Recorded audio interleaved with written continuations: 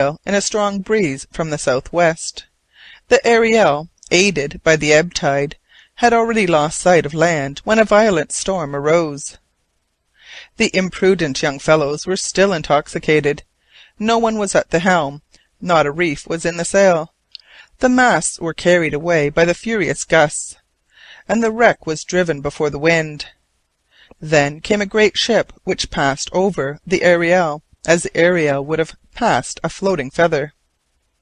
Arthur Pym gives the fullest details of the rescue of his companion and himself after this collision, under conditions of extreme difficulty. At length, thanks to the second officer of the Penguin, from New London, which arrived on the scene of the catastrophe, the comrades were picked with life all but extinct, and taken back to Nantucket. This adventure, to which I cannot deny an appearance of veracity, was an ingenious preparation for the chapters that were to follow, and indeed up to the day on which Pym penetrates into the Polar Circle, the narrative might conceivably be regarded as authentic. But beyond the Polar Circle, above the austral icebergs, it is quite another thing, and if the author's work be not one of pure imagination, I am, well, of any other nationality than my own. Let us get on. Their first adventure had not cooled the two youths, and 8 months after the affair of the Ariel, June 1827, the brig Grampus was fitted out by the house of Lloyd and Vredenburgh for whaling in the southern seas. This brig was an old, ill-repaired craft, and Mr. Barnard, the father of Augustus, was its skipper. His son, who was to accompany him on the voyage, strongly urged Arthur to go with him, and the latter would have asked nothing better, but he knew that his family, and especially his mother, would never consent to let him go. This obstacle, however, could not stop a youth not much given to submit to the wishes of his parents. His head was full of the entreaties and persuasions of his companion, and he determined to embark secretly on the Grampus, for Mr. Barnard would not have authorized him to defy the prohibition of his family. He announced that he had been invited to pass a few days with a friend at New Bedford, took leave of his parents, and left his home. 48 hours before the brig was to sail, he slipped on board unperceived, and got into a hiding-place which had been prepared for him, unknown alike to Mr. Barnard and the crew. The cabin occupied by Augustus communicated by a trap-door with the hold of the Grampus, which was crowded with barrels, bales, and the innumerable components of a cargo. Through the trap-door Arthur Pym reached his hiding-place, which was a huge wooden chest with a sliding side to it. This chest contained a mattress, blankets, a jar of water, ship's biscuit, smoked sausage, a roast quarter of mutton, a few bottles of cordials and liquors, and also writing materials. Arthur Pym, supplied with a lantern, candles, and tinder, remained 3 days and nights in his retreat. Augustus Barnard had not been able to visit him until just before the Grampus set sail. An hour later, Arthur Pym began to feel the rolling and pitching of the brig.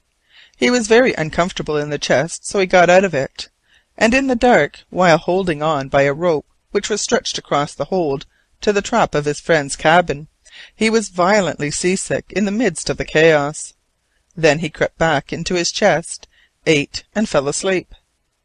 Several days elapsed without the reappearance of Augustus Barnard.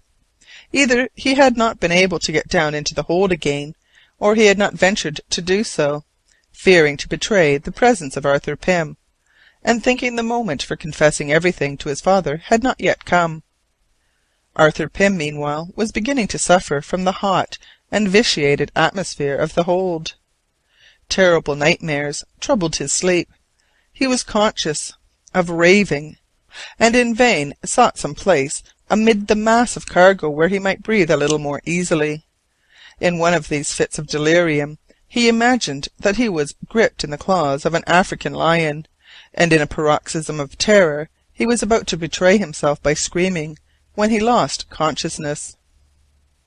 The fact is that he was not dreaming at all. It was not a lion that Arthur Pym felt crouching upon his chest.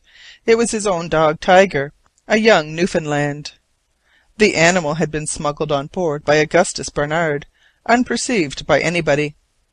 This, at least, is an unlikely occurrence.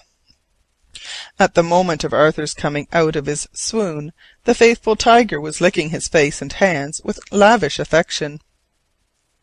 Now the prisoner had a companion. Unfortunately, the said companion had drunk the contents of the water jar while Arthur was unconscious, and when Arthur Pym felt thirsty he discovered that there was not a drop to drink. His lantern had gone out during his prolonged faint. He could not find the candles and the tinder box, and then he resolved to rejoin Augustus Barnard at all hazards. He came out of the chest, and although faint from inanition and trembling with weakness, he felt his way in the direction of the trap-door by means of the rope.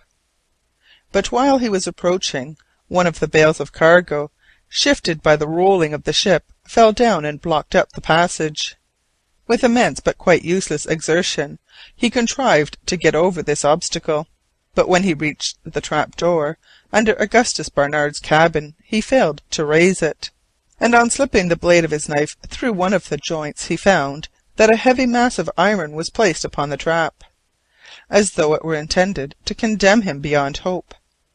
He had to renounce his attempt and drag himself back towards the chest, on which he fell exhausted, while Tiger covered him with caresses.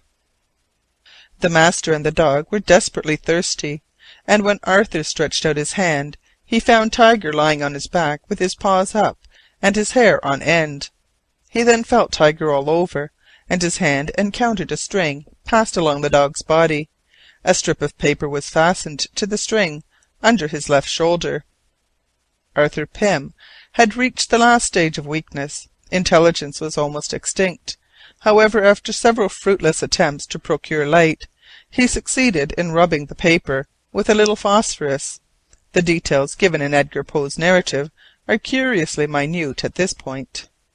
And then, by the glimmer that lasted less than a second, he discerned just 7 words at the end of a sentence.